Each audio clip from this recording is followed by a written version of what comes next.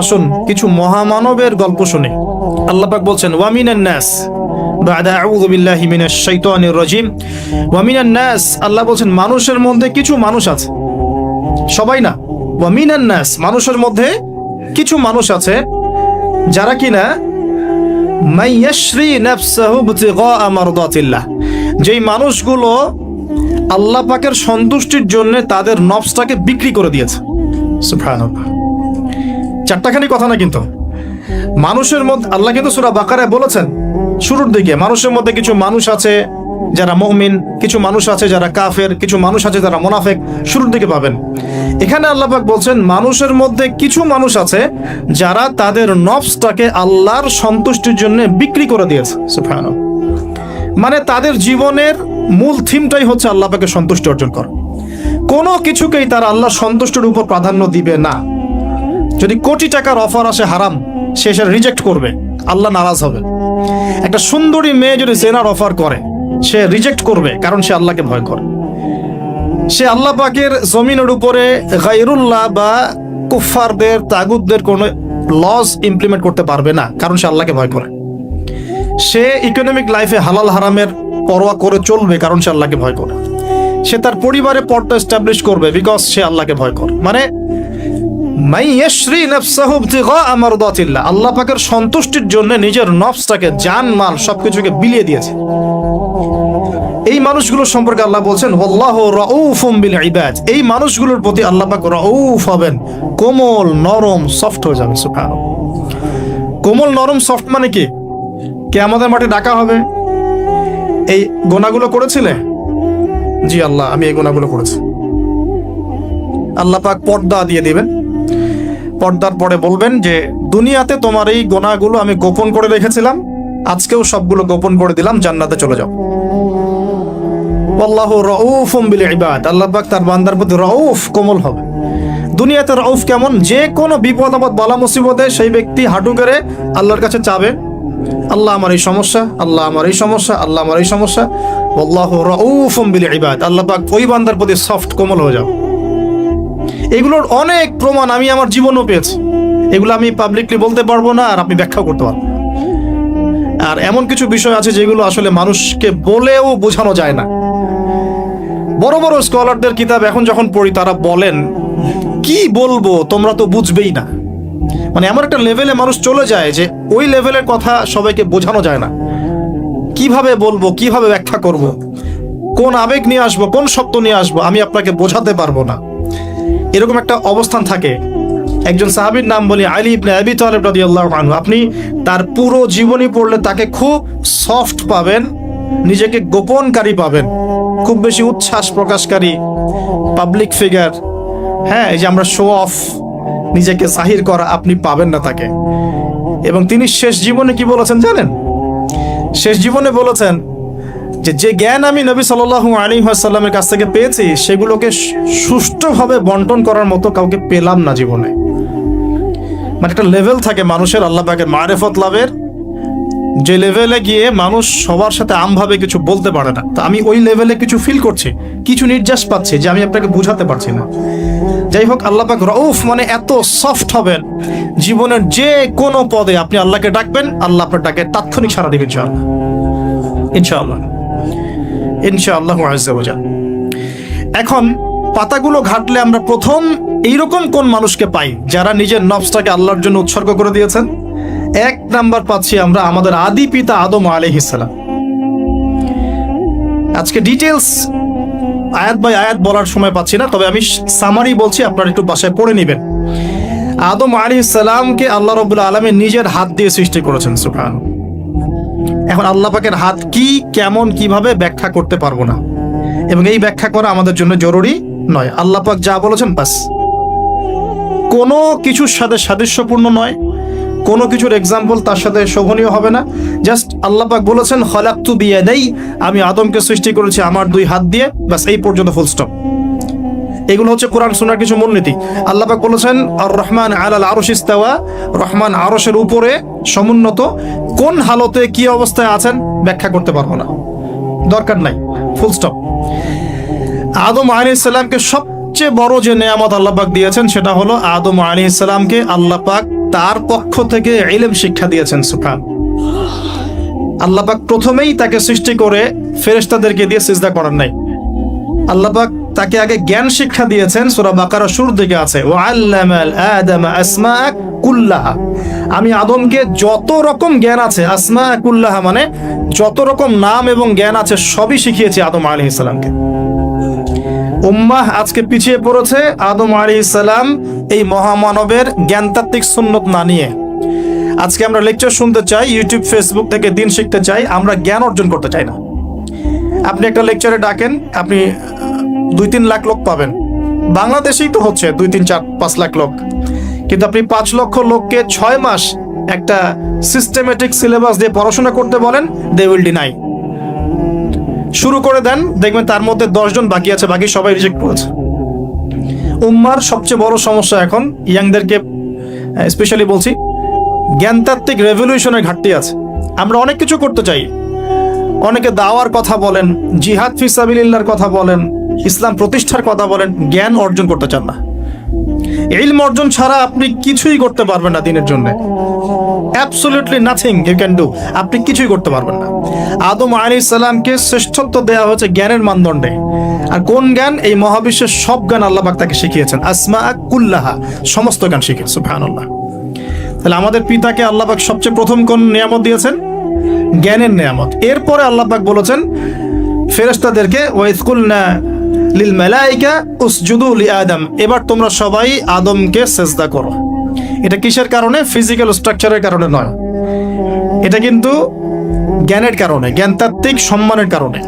আর এই সিজদা সম্মানের সিজদা ছিল। এরপর আমরা জানি যে আদম আলাইহিস সালাম ও আলাইহিস সালামকে জান্নাতে রাখা হয়েছে।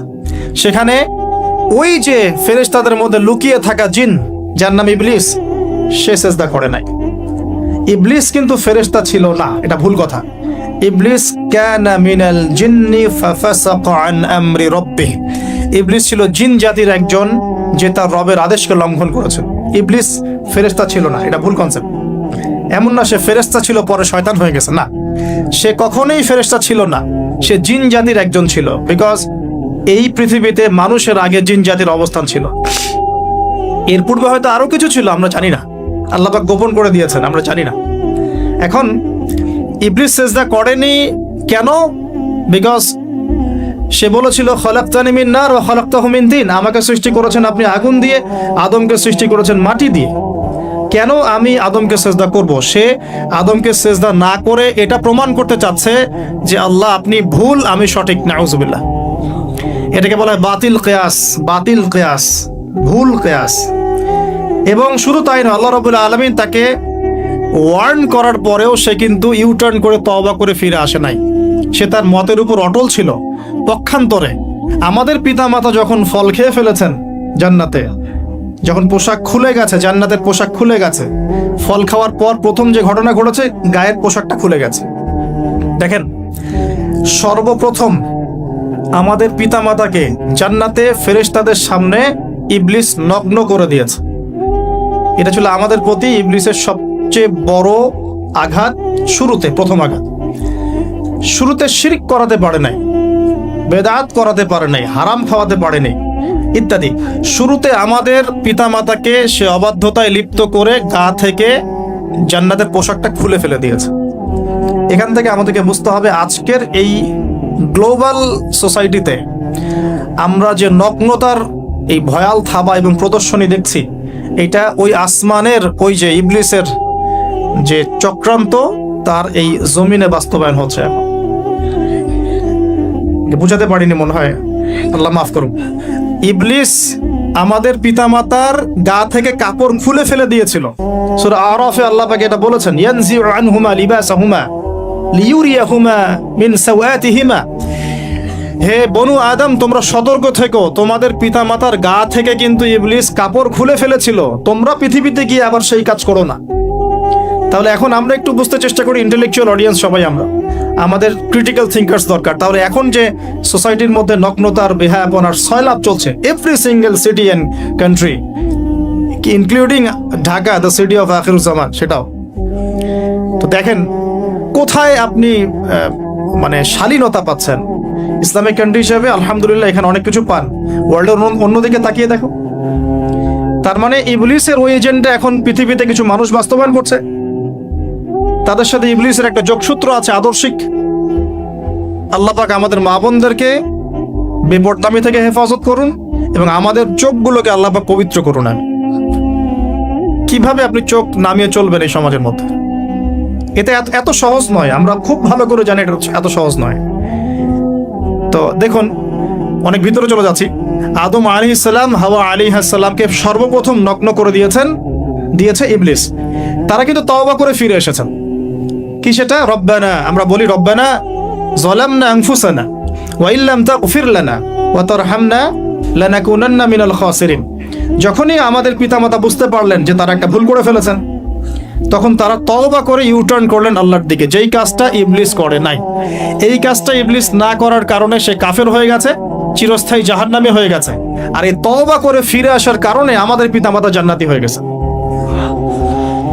আল্লাহ পাক এই কারণেই তার রাসূলের মাধ্যমে জানিয়েছেন যে প্রত্যেক আদম সন্তান, কুল্লু বানি আদম খাত্তা, প্রত্যেক বনু আদম হচ্ছে পাপী। আমরা সবাই পাপী, আমরা সবাই পাপী। পাপের তো শেষ নাই আমাদের, আল্লাহ মাফ করো। ওয়া খায়রুল খাত্তাইন আত-তাওয়াব, যারা তওবা করে ফিরে আসে এরাই হচ্ছে শ্রেষ্ঠ পাপী। জীবনের যে কোনো সময় যদি কেউ খালেস ভাবে আল্লাহর দিকে তওবা করে ফিরে আসতে পারে, আল্লাহ পাক এক মুহূর্তের মধ্যে তার আমলনামার সমস্ত গুনাহ মাফ করে নেকি দিয়ে পরিবর্তন করতে পারে। এগুলো হাদিস থেকে বলছি, ডিটেলস বলতে পারছি না আমি, কোডগুলো। তো এখন এই মহামানবের জীবন থেকে আমরা কি শিখলাম? দেখুন, তাকে আল্লাহ পাক ইলমের নিয়ামত দিয়েছেন। তার মানে আমরা যদি গতানুগতিক মুসলিম না হয়ে এক্সট্রা অর্ডিনারি মুসলিম হয়ে আল্লাহর সাথে সাক্ষাৎ করতে চাই, দুনিয়াতে বেঁচে থাকতে চাই, পরকালে জান্নাত চাই, তাহলে আমাদেরকে আগে ইলমের চর্চা করতে হবে। এবং এই জ্ঞানের চর্চা মানে ক্লাসিক্যাল সিলেবাসে আপনাকে পড়াশোনা করতে হবে। শুধু একটা লেকচার শুনে নয়, ফেসবুক ইউটিউব থেকে তো মোটেই নয়। এখান থেকে মাঝে মাঝে কিছু নলেজ নেওয়া যায়, কিন্তু এগুলো কখনো কনস্ট্রাকটিভ নলেজ নয়। বরেণ্য ওলামায়ে কেরাম যারা থাকবেন আপনাদের বেস্ট পসিবল ওয়েতে, তাদের কাছে গিয়ে পরামর্শ করে বইপত্র পড়তে হবে। আদারওয়াইজ আপনার মেমোরি এবং জ্ঞানটা বিক্ষিপ্ত হয়ে যাবে। এখনকার ইয়াং জেনারেশনের অন্যতম সেরা প্রবলেম হচ্ছে তাদের মস্তিষ্ক বিক্ষিপ্ত। তাদের মস্তিষ্কে কনস্ট্রাকটিভ কোনো সিলেবাসের পড়াশোনা নাই। আজকে এই বই, কালকে ওই বই, কালকে আদনান ভাইয়ের লেকচার, পরশুদিন আজহারি ভাইয়ের লেকচার, তারপরের দিন আরেক ভাই, তারপর আরেক ভাই। আবার সমাজে তো এক একজন এক এক কথাও বলছে, তখন তার মাথাটা পুরো পাজলড, হ্যাঁ, ম্যাসাকার। এই মাসালা এটা বলছেন, ওই মাসালা ওইটা, তাহলে ওইটা কি হবে, ওইটা কি হবে? সলিউশন হচ্ছে ক্লাসিক্যাল ইসলামিক সিলেবাস পড়াশোনা করতে হবে। আমি খুব শর্ট করে গেলে সাবজেক্টগুলো বলে দিই আপনাদেরকে। 1 নম্বর, ফার্স্ট অফ অল কোরআনুল কারীম। কোরআনুল কারীমের মধ্যে থাকবে authentic recitation, translation, Quranic grammar এবং অ্যারাবিক ল্যাঙ্গুয়েজ, 4টা বিষয়। তারপর থাকবে হাদিস নবী সাল্লাল্লাহু আলাইহি ওয়াসাল্লাম। হাদিসের মধ্যে সহজ হাদিসের কিতাবগুলো পড়তে হবে। ফর এক্সাম্পল মিশকাতুল মাসাবিহ, রিয়াদুস সালিহিন, বুলুগুল মারাম, আপনার ফাইজুল কালাম, হাদিসে আরবাইন, এরকম কিতাবগুলো আগে। তারপরে আস্তে আস্তে আস্তে আপনি কঠিন কিতাবের দিকে যাবেন। তবে এগুলো ওস্তাদ ছাড়া হয় না। এরপর দরকার হচ্ছে সিরাত, নবী সাল্লাল্লাহু আলাইহি ওয়াসাল্লামের পবিত্র জীবনী। এই জীবনী যার জানা নাই, সে তার জীবনটাকে রাসূলের সিরাতের আলোকে মেলাতে পারবে না। এবং দ্বীন ইসলাম নিয়ে কিছু করতে চাইলে রাসূলের সিরাতের সুন্নাহ মাফিক করতে পারবে না। এরপর দরকার ইকোনমিক্সের জ্ঞান, ইসলামিক ইকোনমিক্স অবশ্যই। তারপরে দরকার হচ্ছে ইসলামিক ইতিহাসের জ্ঞান, ফিকহের জ্ঞান, আকীদার জ্ঞান, উসুলের জ্ঞান। এভাবে একটা কনস্ট্রাকটিভ সিলেবাস দাঁড়ায়। তারপরে গিয়ে একজন মানুষের জ্ঞানটা পাকাপোক্ত হবে। সময় লাগুক না, 10 বছর, 15 বছর, 20 বছর। আমরা দোয়া করি আল্লাহর কাছে, আল্লাহ পাক আগামী পুরো 20 বছর আমাদেরকে পড়াশোনা করার তৌফিক দান করুন। পড়তে থাকবো। আমাদের বেশি কথা বলার দরকার নেই, পড়তে থাকবো, জানতে থাকবো। এখন তাহলে আমরা আজকে প্রথম একটা লেসন পেলাম, গতানুগতিক মুসলিম না হয়ে এক্সট্রা অর্ডিনারি মুসলিম হতে হলে প্রথমে এই মহামানবের জ্ঞানতাত্ত্বিক শিক্ষা নিতে হবে, ইলমের মেহনত হবে ইনশাআল্লাহ। আল্লাহ পাক আমাদের সবাইকে জ্ঞানের মেহনত করার তৌফিক দান করুন এবং আমাদের পরিবারে জ্ঞান প্রতিষ্ঠার তৌফিক দান করুন। আমাদের বাচ্চাদের মধ্যে সেই জ্ঞান প্রবেশ করানোর তৌফিক দান করুন।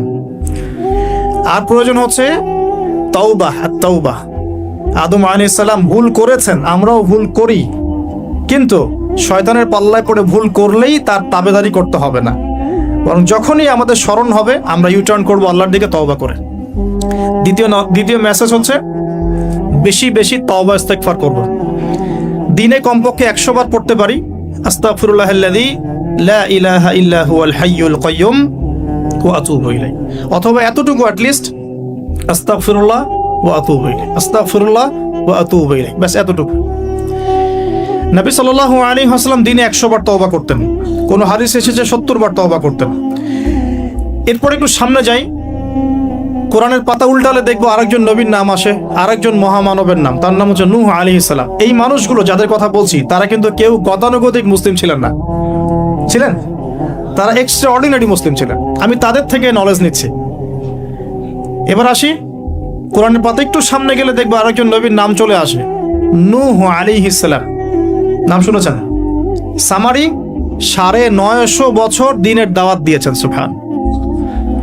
এক্সট্রা অর্ডিনারি মুসলিম হতে হলে আমাদেরকে দাওয়াতি কাজ করতে হবে, তার আগে ওই যে জ্ঞান অর্জন করতে হবে। এই দাওয়াতি কাজটা হবে মধ্যম পন্থায়, শৈথিল্যতাবাদ না, চরমপন্থা না, মধ্যমপন্থী থাকবো ইনশাআল্লাহ। এখানে অনেক সময় মধ্যমপন্থী থাকতে গিয়ে কিছু মানুষ হিকমতের দোহাই পেরে শৈথিলতাবাদী হয়ে যায়। আমি মনে বুঝাতে পারি না, কিছু মানুষ মধ্যম পন্থার দাওয়াতের কথা বলেও হিকমতের দোহাই দিয়ে কখনো কখনো শৈথিলতাবাদী হয়ে যান। এটাও ঠিক, ওটাও ঠিক, এটাও চলে, ওটাও চলে, এদিকে চলে আসে। আবার কিছু মানুষ মধ্যম পন্থার কথা বলে অনেক সময় খুব ওভার এগ্রেসিভ পদক্ষেপে চলে যান। দুটোই উম্মার জন্য ক্ষতিকর। এজন্যই ক্লাসিক্যাল ওলামায়ে কেরামের সাথে পরামর্শ ভিত্তিক চলাফেরা করা উচিত, তাহলে তারা ডাইরেকশন দিতে পারবেন যে কোনটা এই প্রেক্ষাপটে করা উচিত, কোনটা করা উচিত না। তো নূহ আলাইহিস সালামের জীবন থেকে আমরা শিখছি দাওয়াতের মেহনত করতে হবে। এটা আমি আজকেও শিখলাম নতুন করে।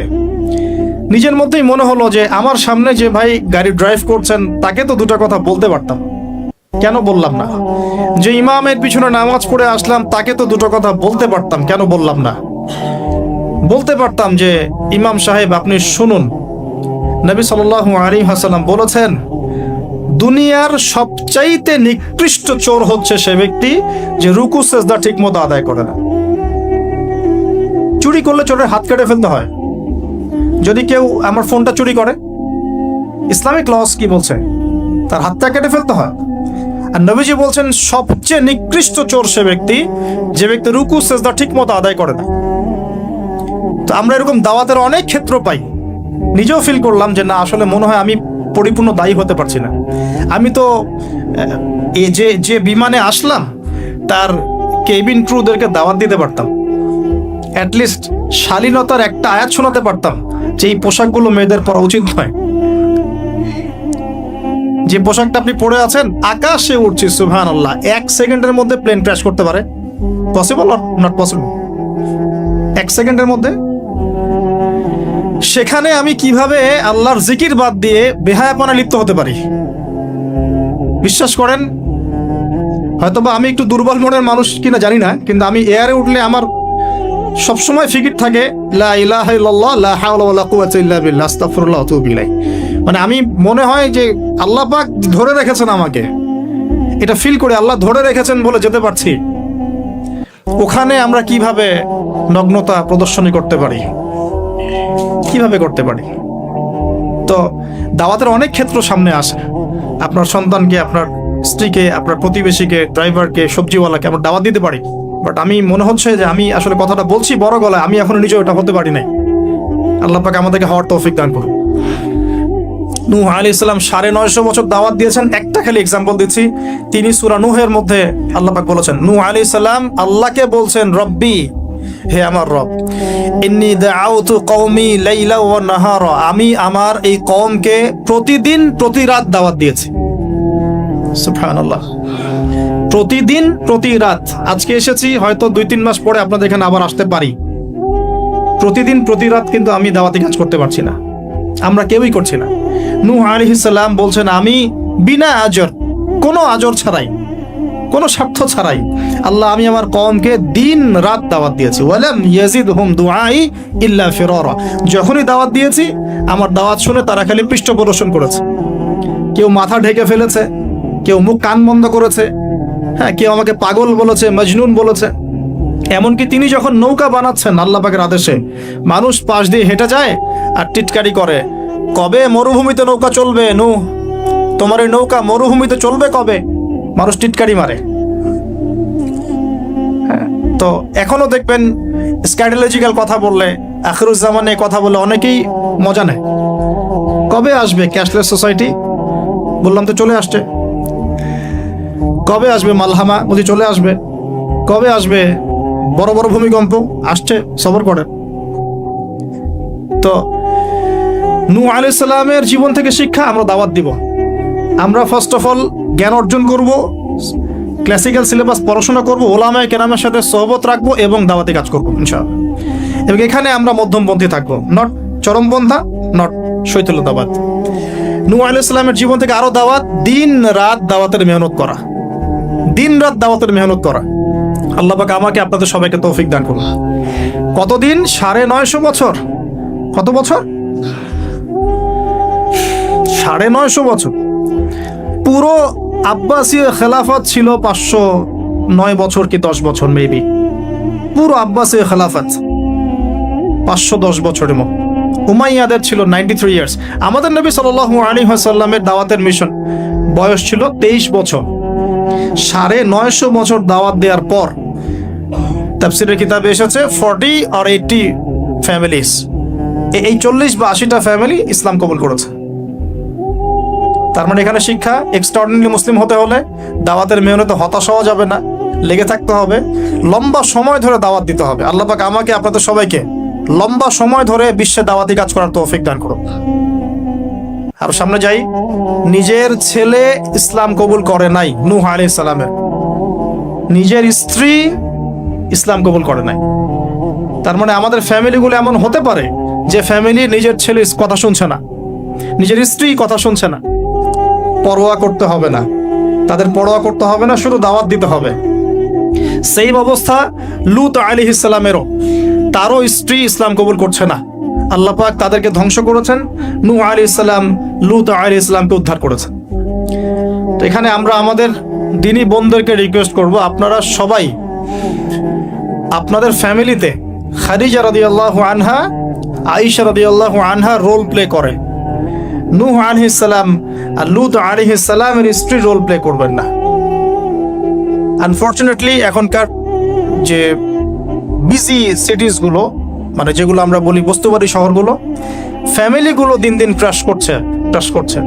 সম্পর্কের টানাপোড়া, বিচ্ছেদ, ডিভোর্সড, আকীদা আদর্শের মিল নাই। স্বামী ইসলাম প্র্যাকটিস করলে স্ত্রীর সমস্যা, স্ত্রী প্র্যাকটিস করলে স্বামীর সমস্যা।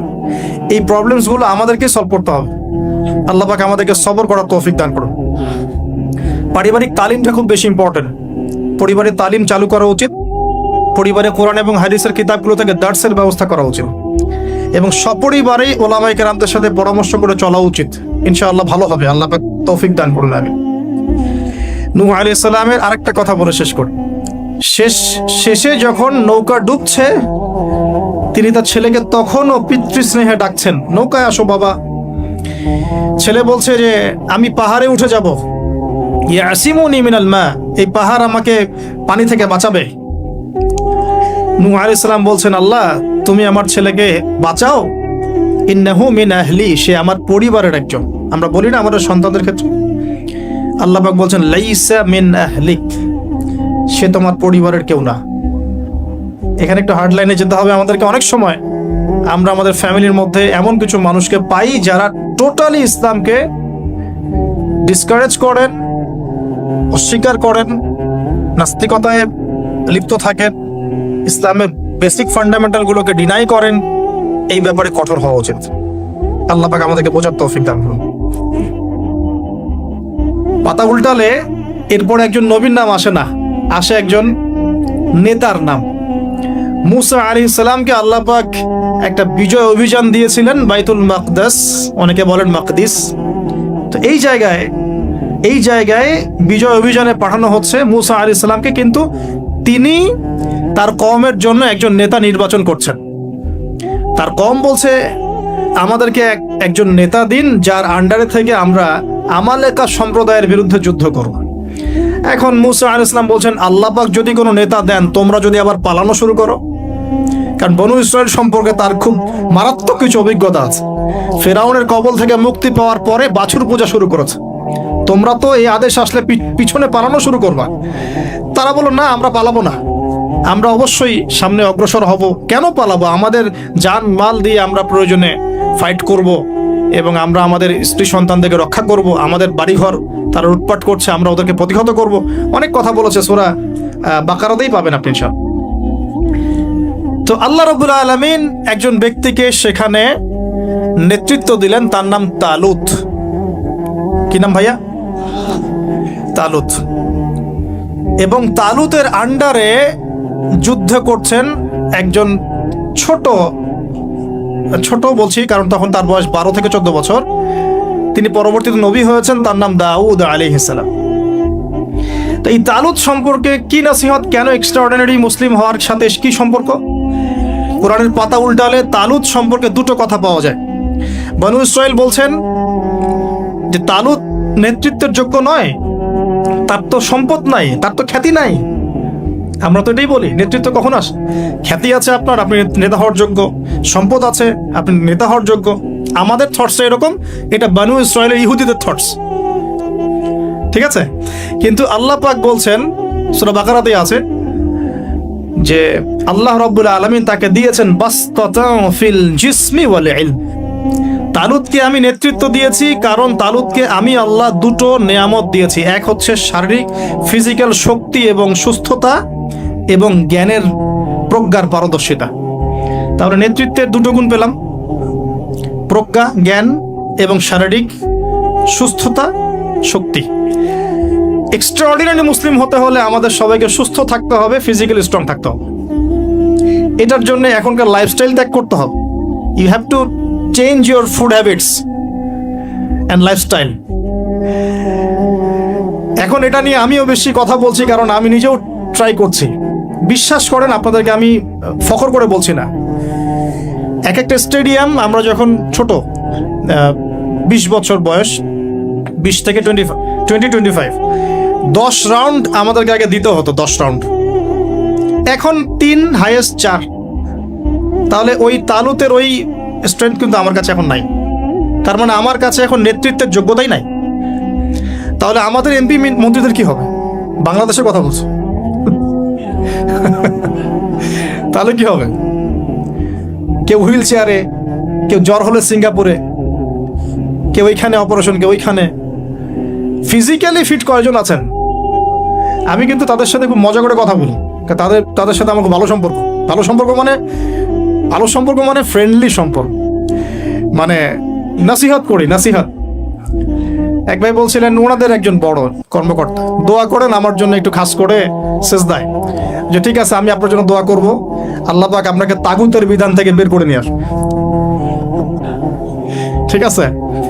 তো যাই হোক, আল্লাহ তাদেরকে হেদায়েত করুন, দোয়া করি আমরা, আল্লাহ হেদায়েত করুন। এখন আমাদেরকে এক্সট্রাঅর্ডিনারি মুসলিম হতে হলে অবশ্যই ফিজিক্যালি ফিট থাকতে হবে।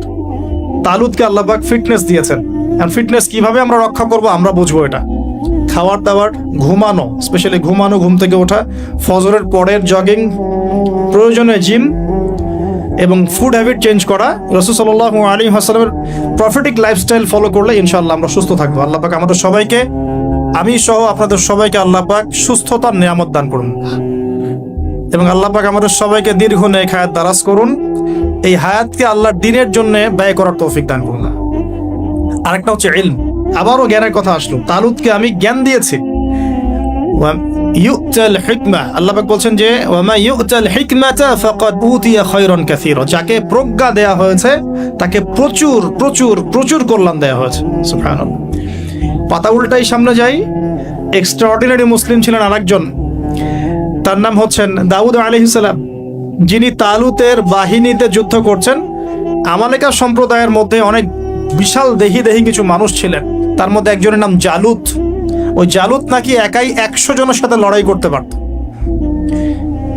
তো তালুত যখন নদী পার হচ্ছে তখন বলেছিল যে কেউ পানি খাবে না, শুধুমাত্র 1 ঢোক পানি খেতে পারবে। যে ব্যক্তি পানি খাবে ফালাইসা মিন্নি, সে আমার কিন্তু অন্তর্ভুক্ত হতে পারবে না। তাফসিরে আসছে মাত্র 313 জন সৈন্য পানি না খেয়ে থাকতে পেরেছে।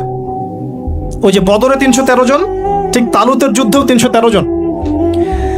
এটা অনেকে জানে না, বদর যুদ্ধ হয়েছে 313 জন সাহাবী, তালুতের সাথেও ছিল মাত্র 313 জন। আর এদিকে আমালেকা সম্প্রদায়ের বিশাল বাহিনী। এখন আমালেকা সম্প্রদায়ের মধ্যে এক যোদ্ধা আছে, তার নাম জালুত, যে একাই 100 জনের সাথে লড়াই করতে পারে। আল্লাহ রাব্বুল আলামিন তার সাথে মোবারাজার জন্য দাউদ আলাইহিস সালামকে আদেশ করছে।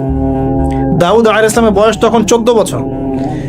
বলা হচ্ছে তাফসীরের কিতাবে, দাউদ আলাইহিস সালাম দূর থেকে একটা যে গুলতি বলি আমরা, বাটুল গুলতি টাইপের, এগুলো নিক্ষেপ করে না সরাসরি তার এই দুই চোখের মাঝখানে গিয়ে লাগিয়েতেই তার ইন্তেকাল হয়ে গেছে, মৃত্যু হয়ে গেছে। জালুত শেষ। এটা দেখে আমালেকা সম্প্রদায় পিছনে পালানো শুরু করেছে। 313 জন নিয়ে এই মুসা আলাইহিস সালামের নেতৃত্বে, তালুতের নেতৃত্বে এই বাহিনী বাইতুল মাকদিস বিজয় করেছিল।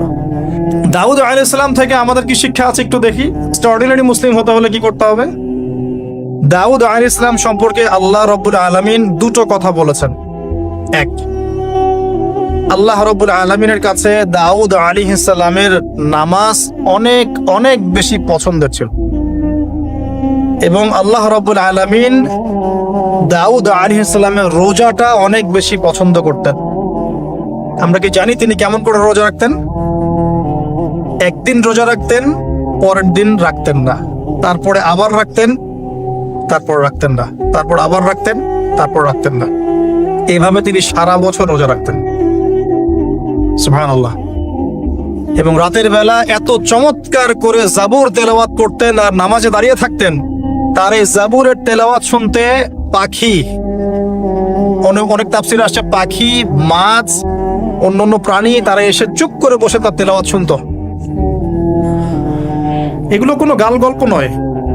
বিশ্বাস করেন আল্লাহ পাকের এই পৃথিবীতে যত মাখলুক আছে সবাই আল্লাহর ইবাদত করে, সবাই। আল্লাহ পাক তো আমার নামাজের মুখাপেক্ষী নন। আসমান নামাজ পড়ছে, জমিন নামাজ পড়ছে, চন্দ্র সূর্য নামাজ পড়ছে, পাহাড় পর্বত নামাজ পড়ছে। একজন সুফি পীর সাহেবের সাথে সাক্ষাৎ হয়েছিল, তিনি বলেছেন যে আমাদের বডির মধ্যে যে কীট পতঙ্গগুলো থাকে সেগুলো তাসবিহ পাঠ করে। তো আল্লাহ পাক তো আমার নামাজের মুখাপেক্ষী নন। তো এখান থেকে এক্সট্রা অর্ডিনারি মুসলিম হতে হলে, আহসান হতে হলে আমাদেরকে নামাজ ঠিক করতে হবে। আল্লাহ পাক আমাদের সবাইকে দাউদ আলাইহিস সালামের মতো সুন্দর করে নামাজ পড়ার তৌফিক দান করুন। আর দাউদ আলাইহিস সালামের এই সুন্নতের উপর আমল কে করেছেন সবচেয়ে বেশি? আমাদের নবী মুহাম্মদ সাল্লাল্লাহু আলাইহি ওয়াসাল্লাম। অ্যাট লিস্ট আমরা তার উম্মত, তার মতো করে নামাজটা তো পড়তে শিখব। বিশ্বাস করেন এখন ম্যাক্সিমাম মসজিদ, আমি এখানকার অবস্থা জানি না, আমি আমার লোকালিটির কথা বলছি, ম্যাক্সিমাম মসজিদ বাইতুল্লাহ থেকে এখন বাইতুন নাস হয়ে গেছে। বুঝতে পারেননি? বাইতুল্লাহ মানে আল্লাহর ঘর, যেখানে আল্লাহর বিধান চলবে, আল্লাহর মতো আল্লাহ যেভাবে সন্তুষ্ট হন সেই নামাজ চলবে। এখন চলছে বাইতুন নাস, মানুষের সন্তুষ্টির নামাজ, মানুষের সন্তুষ্টির নামাজ। মসজিদ কমিটির, অনেক মসজিদ কমিটির সভাপতি সব সুদখোর, ঘুষখোর, দুর্নীতিবাজ ভর্তি। ইমাম সাহেব কিছু বলতেও পারে না, বেচারা কি বলবে? বললেই তো চাকরি শেষ। একদিন এক ইমাম সাহেবের সাথে গল্প হচ্ছিল, তিনি বলছেন যে আমি ভাই প্রথম দিন খুতবা দিয়েছি সুদের উপরে, প্রথম দিন খুতবা দিয়েছি সুদের উপরে। তারপরে আমাকে সুন্দর করে রিমান্ডে নিয়ে নিল আর কি কমিটি। তারপরে তওবার উপরে আমি আলোচনা করেছি, তওবার উপরে আলোচনা। এগুলো কিন্তু বাস্তবতা। বাইতুন নাস হয়ে গেছে মসজিদগুলো এখন। নামাজের কোনো আধ্যাত্মিকত্বই পাচ্ছেন না আপনি, মারেফতই নাই। এই যে আমরা দাঁড়িয়ে বলি আউযু বিল্লাহি মিনাশ শাইতানির রাজিম মিন নাফসিহি ওয়া নাফসিহি ওয়া হামজিহি, কত পার্সেন্ট মানুষের অর্থ জানে? আমরা বলি বিসমিল্লাহির রহমানির রহিম, এই বিসমিল্লাহির রহমানির রহিম মানে বিসমিল্লাহ, খালি এতটুকু সিনটা শোনা যায়, বাকি আর কিছু শোনা যায় না। অথচ শুধু এই বিসমিল্লাহর প্রতি সম্মান প্রদর্শন করার জন্যে আল্লাহ পাক সাবার রানী বিলকিসকে ইসলাম কবুলের সৌভাগ্য দিয়েছিলেন। মনে আছে সুলাইমানের চিঠি? হয়তো অনেকে পড়েছেন। সুলাইমান আলাইহিস সালাম চিঠি দিয়েছেন, আমার কাছে আত্মসমর্পণ করো। তো রাজার পরিষদ সবাই বলছে আমরা উলুল কুওয়া, আমরা শক্তিশালী, আদেশ করেন লড়াই করব। বিলকিস বলছে না, ইন্নাহু মিন সুলাইমান এটা সুলাইমানের পক্ষ থেকে আসছে। ওয়াইন্নাহু বিসমিল্লাহির রহমানির রহিম, এখানে আছে পরম করুণাময় অসীম দয়ালু আল্লাহর নামে শুরু করছে। এই বিসমিল্লাহর প্রতি সম্মান প্রদর্শনের ওসিলায় আল্লাহ রাব্বুল আলামিন এই সাবার রানী বিলকিসকে এই ইসলাম কবুলের সৌভাগ্য দিয়ে দিয়েছেন। আলহামদুলিল্লাহ। বিসমিল্লাহ ঠিক নাই তেলাওয়াতে, কোরআন তেলাওয়াত ঠিক নাই নামাজের মধ্যে, এক একটা হরফের উচ্চারণ কোথায় কি হচ্ছে কি বুঝতেই পারছি না আমরা। আলহামদুলিল্লাহ রাব্বিল আলামিন কি বললো আল্লাহই ভালো জানে। এটা কি মন্ত্র নাকি? আলহামদুলিল্লাহি রাব্বিল আলামিন একটা অনুভূতি আছে, একটা অর্থ আছে। সমস্ত প্রশংসা এই জগৎ সমূহের রব আল্লাহর জন্য। আর রহমানির রহিম, যিনি পরম করুণাময় অসীম দয়ালু, একটা ফিলিংস আছে। মালিকি ইয়াউমিদ্দিন, যিনি বিচার দিনের মালিক। ইয়াকা না'বুদু, আমরা শুধু তোমার ইবাদত করি। ওয়া ইয়াকা নাস্তাঈন, শুধু তোমার কাছে সাহায্য চাই। এখন দেখুন, এই যে সূরা ফাতিহা অর্থ বুঝলাম না, একটা সূরা পড়ে গেলাম কুল হুয়াল্লাহু আহাদ। কি কুল হুয়াল্লাহু আহাদ মানে কি? এটা উচ্চারণই বা কেমন করে করতে হয়? কুল, বলুন, হুয়াল্লাহু আহাদ, তিনি আল্লাহ এক। এই যে কুল হুয়াল্লাহু আহাদ অনেকে বলতে পারে না। কুল হুয়াল্লাহু আহাদ, এটা কি সব একসাথে মিলে একটা শব্দ? এখানে প্রস্রাব করিবেন না, কমা, নাকি করিলে জরিমানা হইবে, তো কমাটা চেঞ্জ করে দেন। এখানে প্রস্রাব করিবেন, না করিলে জরিমানা। তাহলে আমরা তো কোরআনকে এরকম বানিয়ে ফেলছি। কুল আল্লাহু আহাদ মানে কি? আমি এগুলো নিয়ে বললে অনেক সময় চলে যাবে। আপনাকে হাতে সময় আছে? তো দেখেন, আমি নামাজ নাই ভাই, মসজিদে অ্যাপ্রোপ্রিয়েট নামাজ নাই। সব মসজিদের কথা বলছি না, ইল্লা মাশাআল্লাহ। অনেক মসজিদ এখন বাইতুন নাস হয়ে গেছে, মানুষের বাইত, আল্লাহর ঘর নাই, সূরা ঠিক নাই। এরপরে রুকু, এই যে রুকু করলাম, রুকুতে গিয়ে একটা বার সুবহানা রাব্বিয়াল আযীম বলারই সময় পাওয়া যাচ্ছে না। অন্তত 3 বার 5 বার 7 বার তো বলবে, বা 3 বার তো অ্যাটলিস্ট বলবে। এই উঠে সামি আল্লাহু লিমান হামিদা। হুলিমান হামিদা কি? হুলিমান হামিদা বলে কি কোনো শব্দ আছে? এটা নতুন শব্দ বানালাম আমি একটা। সামি আল্লাহ, আল্লাহ তার কথা শোনেন। লিমান হামিদা, যে তার কথা, যে আল্লাহর প্রশংসা করে। সামি আল্লাহ, আল্লাহ তার কথা শোনেন। লিমান হামিদাহু, যে তার প্রশংসা করে। একটা অর্থ আছে তো, সামি আল্লাহ হুলিমান হামিদা। তো হুলিমান হামিদা মানে কি? প্রতিটা জায়গায় সমস্যা, প্রতিটা জায়গায় সমস্যা। নামাজ, এখানে আমি একটা কথা বলতে ভিতরে চলে আসি। নামাজের আমাদের তাজকিয়া উঠে যাচ্ছে, আধ্যাত্মিকত্ব পাচ্ছেন না। আপনি নামাজ নিজে পড়ে নিজে ফিল হচ্ছেন আপনি নামাজ পড়েছেন। সেজদায় গেলেন, সেজদা মনে হচ্ছে ব্যায়াম, টাপাস টাপাস। মাঝখানে বসারও সময় নাই, মাঝখানে বসে যে একটু দোয়া পড়তে হয়, আল্লাহুম্মা গফিরলি ওয়ারহামনি। কত চমৎকার দোয়া, আল্লাহুম্মা গফিরলি, আল্লাহ আমাকে মাফ করে দাও। ওয়ারহামনি, আল্লাহ আমাকে রহম করো। ওয়াফিনি, আমাকে নিরাপত্তা দান করো। ওয়ারযুকনি, আমাকে রিজিক দান করো। এই তো দোয়া। নামাজের দোয়া বাদ দিয়ে নামাজের পরে লম্বা দোয়া। হ্যাঁ, নামাজের মূল দোয়াই নাই। আর আমাদের বাংলাদেশে কিছু গ্রাম আছে, ওখানে আবার দোয়া নিয়েছে মারামারি আর ক্যাচাল। এক একজন বিড়ি ফ্যাক্টরির মালিক, বিড়ি ফ্যাক্টরি, তামাক ফ্যাক্টরি, ওরা মসজিদে গন্ডগোল করে। দোয়া হাত তুলে করবে না করবে না, মানে বাদ দেন। আল্লাহ হেফাজত করুন আমাদেরকে। আল্লাহ আমাদেরকে পরিপূর্ণরূপে নামাজ পড়ার তৌফিক দান করুন। নামাজের প্রত্যেকটা বিষয় বুঝে বুঝে পড়লে এত মজা লাগে, এত স্বাদ লাগে, আপনি নামাজে ডুবে যাবেন। আর নবী সাল্লাল্লাহু আলাইহি ওয়াসাল্লাম কিভাবে সারা রাত নামাজ পড়তে পারেন, রাতের একটা লম্বা অংশ কেমন করে নামাজ পড়তে পারতেন? কারণ তিনি তো ফিল করতেন কি পড়তেছেন। তার তো ক্লান্তি লাগতো না। তার পা কখন ফুলে গেছে তার টেরি পাচ্ছেন না তিনি। কেন সাহাবীদের পা থেকে তীর খোলা যেত? কারণ নামাজে দাঁড়িয়ে তারা ডুবে গেছেন আল্লাহর মধ্যে। আল্লাহ, এটা তো বললে অনেকে আকীদার প্রশ্ন তুলবে। আসলে আল্লাহ পাকের সাথে আমি বিলীন হয়ে যাচ্ছে এখানে। এই বিলীন মানে কি? শারীরিক বিলীন। আমার মনন আল্লাহর প্রতি নিবদ্ধ হয়ে যাচ্ছে। এই তো নামাজ। এই নামাজ মেরাজুল মুমিন বলে না? আল্লাহর মুমিনদের জন্য মেরাজ। নামাজটাই তো মুমিনদের জন্য মেরাজ। তো মেরাজ মানে কি? সাক্ষাৎ, দেখা সাক্ষাৎ। তা আমাদের নামাজে তো আল্লাহর কোনো ফিলিংসই আসছে না। সেজদা করছে, সেজদায় নবীজি বলেছেন বেশি বেশি দোয়া করো, কারণ সেজদায় যে দোয়াটাই করবা কবুল হয়ে যাবে ইনশাআল্লাহ। তো সেজদায় তাসবিহ পড়ারই টাইম পাচ্ছি না, দোয়া করব কখন? একটা দোয়া করতে গিয়ে দেখলাম ইমাম সাহেব তাশাহুদ শুরু করে দিয়েছে, আর আমি তাশাহুদ ধরতে গিয়ে দেখলাম তাশাহুদ শেষ করতে করতে সালাম শেষ, আমার দরুদ শরীফ বাকি আছে। তো ওই জন্য বিশ্বাস করেন আমি নামাজটা আবার দৌড়ায় পড়ে আসছি, মাগরিবের নামাজ। ছোট ভাইকে নিয়ে বললাম পাশে দাঁড়া, নামাজ হয় নাই। কেন হয় নাই? রুকু সেজদা করতে পারি নাই, নামাজ হবে কিভাবে? এক ওয়াক্ত নামাজ চলে গেল, এই এক ওয়াক্ত নামাজ কি আমার জীবন আবার ফিরে আসবে কিনা? আর আপনারাই বলেন তো, কিয়ামতের মাঠে সবচেয়ে প্রথম কোন আমলের হিসাব হবে? আমার এই বড় বড় কথা, দিন কায়েম, জিহাদ, এই সেই, হাবি জাবি, অনেক বড় বড় কথা, নামাজ ঠিক নাই, কি হবে? ফায়দা আছে কোনো? এই জিনিসটা যদি আমাদের সমাজ থেকে আস্তে আস্তে বিদায় নিতে থাকে তাহলে তো সমস্যা। আল্লাহ পাক আমাদের সবাইকে পরিপূর্ণ নামাজি হওয়ার তৌফিক দান করুন। একটা কথা বলতে গিয়ে অনেক ভিতরে চলে আসলাম। দাউদ আলাইহিস সালামের নামাজ আল্লাহর কাছে অনেক প্রিয় ছিল, আর তার সওম রোজা আল্লাহর কাছে অনেক প্রিয় ছিল। আমাদের সবাইকে আল্লাহ পাক এই মহামানবের জীবন থেকে নামাজ শেখার তৌফিক দান করুন, রোজা রাখার তৌফিক দান করুন। এবং কোরআন, তিনি জাবুর তেলাওয়াত করতেন, এত মধুর সুরে তেলাওয়াত করতেন, পাখি এসে তার তেলাওয়াত শুনতো, মাছ এসে তেলাওয়াত শুনতো। আমাদের তেলাওয়াত তো মাশাআল্লাহ করলে মানুষ বিরক্ত হচ্ছে, আমাদের তেলাওয়াত শুনে মানুষ বিরক্ত হচ্ছে।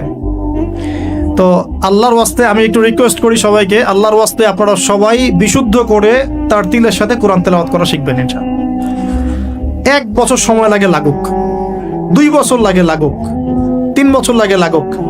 আমার একজন ওস্তাদি বলতে পারি, টিচার আছেন, যিনি নিজে 7 জনের কাছে কোরআন তেলাওয়াত করা শিখেছেন।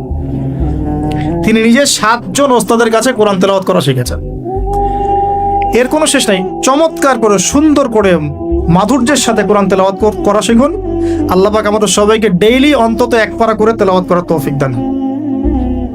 এতে ইনশাআল্লাহ জীবনে বরকত হবে, হায়াতে বরকত হবে, রিজিকে বরকত হবে, আল্লাহর সাথে কানেকশন থাকবে, কোরআনের সাথে আপনার সম্পর্ক থাকবে। কোরআন কাল কিয়ামতে আপনার পক্ষে সাক্ষী দিবে ইনশাআল্লাহ। আল কোরআন হুজ্জাতুন লাকা ওয়া আলাইক, কোরআন আপনার পক্ষে সাক্ষী দিবে বা বিপক্ষে সাক্ষী দিবে। আল্লাহ রাসূল বলেন লা হাসাদা ইল্লা ইসনাতাইন, 2 জন ব্যক্তি ছাড়া কারো প্রতি ঈর্ষা করা জায়েজ নাই। এক, রাজুলুন আতাহুল্লাহুল কোরআন, এমন একজন ব্যক্তি যাকে আল্লাহ পাক কোরআন দিয়েছেন, সুবহানাল্লাহ।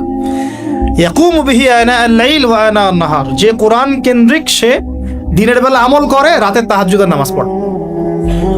আরেকজন ব্যক্তি রাজুলুন আতাহুল্লাহু মালান, একজন ব্যক্তি যাকে আল্লাহ পাক সম্পদ দিয়েছেন, ইউনফিকু বিহি আনা আল-লাইল ওয়া আনা আন-নাহার, এই টাকা পয়সা, মাল সম্পদ ইসলামের জন্য সে দিন রাত খরচ করে। এই 2 ব্যক্তি ছাড়া অন্য কারো প্রতি ঈর্ষা করা যায়। আর এগুলো হাদিস তো অনেক শুনেছেন, প্রত্যেক হরফে 10 নেকি করে পাবেন। কোরআন আপনার পক্ষে সাক্ষী দিবে। সূরা বাকারা, যে ঘরে তেলাওয়াত করা হয় সূরা বাকারা, শয়তান সেই ঘর থেকে দূর দূর করে পালিয়ে যায়। সূরা আলী ইমরানের শেষের 10 আয়াত মুখস্থ করবেন, সূরা বাকারার শেষের 3টা আয়াত মুখস্থ করবেন, সূরা হাশরের শেষের 3টা-4টা আয়াত মুখস্থ করবেন, সূরা কাহাফের প্রথম 10টা আয়াত মুখস্থ করবেন, সূরা কাহাফের শেষের 10টা আয়াত মুখস্থ করবেন। এরকম অনেকগুলো সূরা আছে, সূরা ফালাক, নাস, ইখলাস, সূরা ফালাক, নাস, ইখলাস, কাফিরুন ইত্যাদি। নামাজ শেষ করব? আচ্ছা, ওকে, আমি গুটিয়ে নিচ্ছি ইনশাআল্লাহ। তো আমরা দাউদ আলাইহিস সালামের কথা শুনলাম, আরেকজন মহামানব। আর কয়েকজনের কথা জাস্ট সংক্ষিপ্ত করে টাচ করে শেষ করে দিচ্ছি। তার ছেলে সুলাইমান আলাইহিস সালাম, নাম শুনেছি তো?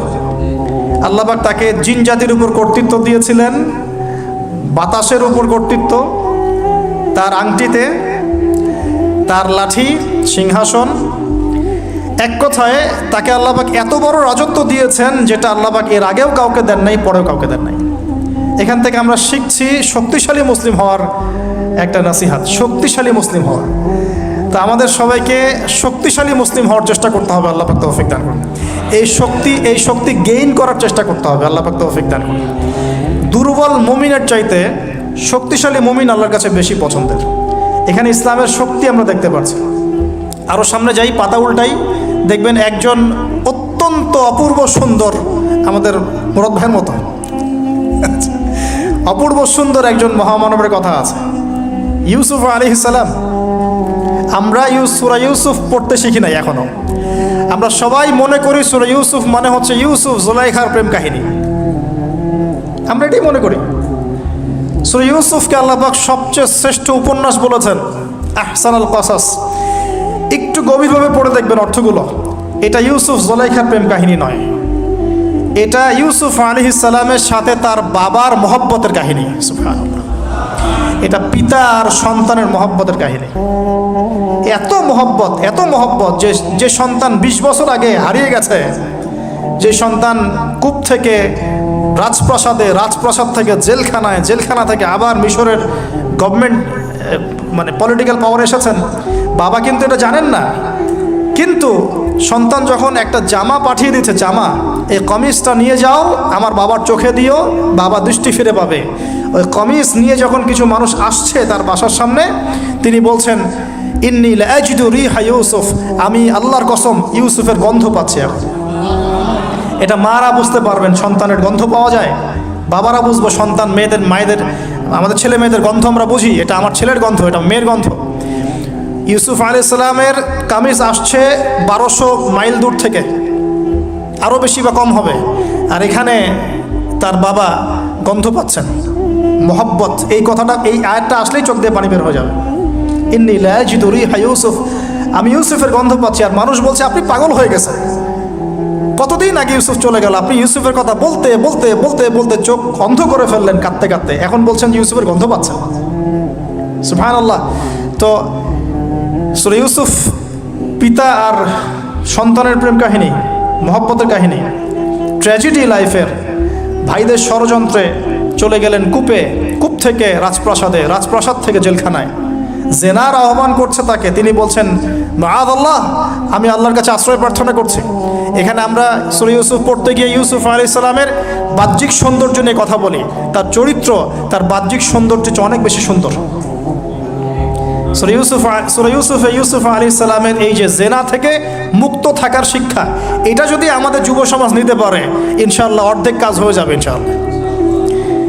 কত পার্সেন্ট যুবক আছে বলেন দেখি, একটু অনেস্টলি বলেন, সূরা ইউসুফ আলাইহিস সালামের মতো এরকম তাকওয়া, পরহেজগারিতা, জেনা মুক্ত জীবন যেমন করতে পারে।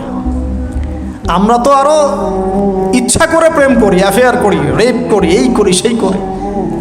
আর তাকে অফার করা হচ্ছে সম্ভ্রান্ত পরিবারের একজন রাজার স্ত্রী। ক্বালাত হাইতা লাক ক্বালা মাআযাল্লাহ। তাহলে এই মহামানব জীবন থেকে শিক্ষা আছে। আরেকটা বিষয় আছে, রুইয়াল হক, এখানে সত্য স্বপ্নের কথা আছে। তাই যারা বেশি পরহেজগার হবেন, আপনারা কিন্তু সত্য স্বপ্ন দেখবেন এবং স্বপ্নের সত্যতা ডিনাই করবেন না। শেষ জামানায় মুমিনের স্বপ্ন বেশি বেশি সত্য হবে। যদি সত্য স্বপ্ন দেখেন, ভালো স্বপ্ন দেখেন, প্রিয়জন কোনো প্রিয় মানুষকে বলবেন। যদি দুঃস্বপ্ন দেখেন, খারাপ স্বপ্ন দেখেন, কাউকে বলতে যাবেন না। এখানে পড়লে আপনি দেখবেন কাফেরের স্বপ্ন সত্যি হয়েছে। আরেকটা স্ট্র্যাটেজি আছে সূরা ইউসুফে, এর আগে একটা লেকচারে বলেছিলাম। ইউসুফ আলাইহিস সালাম এমন অর্থনৈতিক পরিকল্পনা গ্রহণ করেছিলেন যার ফলশ্রুতিতে মিশরের লক্ষ লক্ষ মানুষ দুর্ভিক্ষ থেকে বেঁচে গেছে। সুবহানাল্লাহ। তাহলে এখনকার আমাদের পারিবারিক ক্ষেত্রেই হোক, সোশ্যাল বা ওয়ার্ল্ড অ্যাফেয়ার্সই হোক, ওই ইকোনমিক পলিসি যদি লঞ্চ করা যায়, ইনশাআল্লাহ তাআলা দেখবেন জনগণ না খেয়ে মরবে না। আর এই কথাটা আমি সবাইকে বোঝাতে পারি, বাংলাদেশের মানুষকে বোঝাতে পারি না। কারণ ইউসুফ আলাইহিস সালাম এখানে 7 বছর মেয়াদি একটা পরিকল্পনা নিয়েছেন। অপচয় করো না, যতটুকুতে কাজ হয়ে যায় এতটুকু ব্যবহার করো, বাকিটা সেভ করো। দুর্ভিক্ষ সামনে আসছে, তখন ইনশাল্লাহ বেঁচে যাবে তোমরা। কে শোনাবে কার কথা? গিয়ে দেখেন এক একটা প্রকল্পের কি অবস্থা। অপচয়ে সবচেয়ে টপ জাতি বাঙালি জাতি এখন সারা ওয়ার্ল্ডের মধ্যে। পানি অপচয়, গ্যাস অপচয়, তেল অপচয়, বাদ দেন, এ বলতে গেলে অনেক সময় চলে যাবে। তাহলে সূরা ইউসুফ থেকে আমরা শিখলাম কি? রুইয়াল হক, সত্য স্বপ্ন, ক্যারেক্টার। আমরা শিখলাম এখানে চরিত্র পবিত্র রাখার ব্যাপার। শিখলাম পারিবারিক বাবা সন্তানের মহব্বত। এক্সট্রাঅর্ডিনারি মুসলিম হতে হলে এগুলো দরকার আছে। একটু সামনে যান, একজন ব্যক্তির নাম বলছি, ইউনুস আলাইহিস সালাম। নাম শুনেছেন কিনা? আমরা সবাই জানি তিনি মাছের পেটে ছিলেন। কেন ছিলেন এটা অনেকে জানি না। কেন তিনি, কেন আল্লাহ পাক কেন তাকে মাছের পেটে পরীক্ষা করলেন? কারণটা আমি বলছি, সূরা আম্বিয়া পড়ে দেখবেন।